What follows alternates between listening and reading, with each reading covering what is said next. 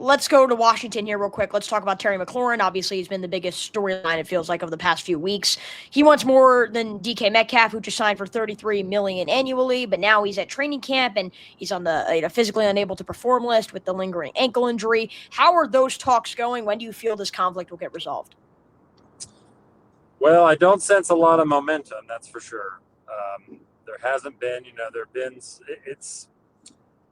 it's been uncomfortable, and Terry's been frustrated for a long time.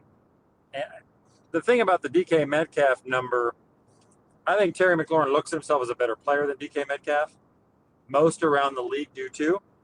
So if you're Terry, or if you're representing Terry, or you're looking at that situation, you're saying, well, DK Metcalf got that, why can't McLaurin, who's a better player, more accomplished, probably more important to his team?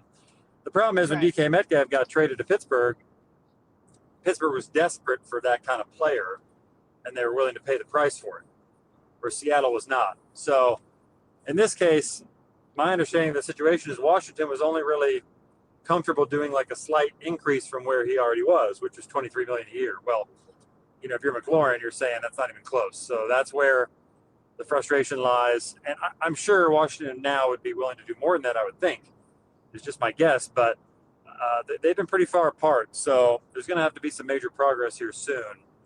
And they have a lot of time. There's really no reason to panic. We're still in July. But, eventually he's going to want to get on the practice field. And I don't see him doing so without a new deal.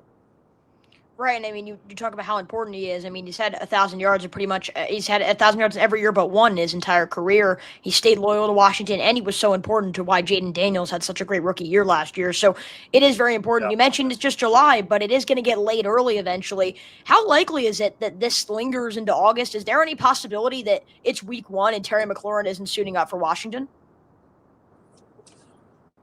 Well, I go back to the Trey Hendrickson situation. Both players, from what I've gathered, are very dug in and convicted on what they want. So that can go one of two ways. You can either believe that to be true or figure, hey, once the season gets going and you're forfeiting millions of dollars, that's just too tough to overcome for any player. So you kind of just almost have to project whether they're bluffing or not. I don't necessarily think Terry McLaurin's bluffing, but every player has a price and a breaking point. So it's just going to be interesting to see how far he's willing to take this. I don't know the exact date that is a cutoff for him where he says, okay, I'm just going to start to play now, and right. I don't want to sit out games. I mean, he's there, I guess, so there's no forfeiting of money. That's the good thing. But, I do think it's realistic that he could miss games, but I just think cooler heads will prevail here. Washington needs him. I mean, they just do. They have a window here. They have a young quarterback who's got great chemistry with McLaurin. So I think that's his leverage here. I think they can find a sweet spot.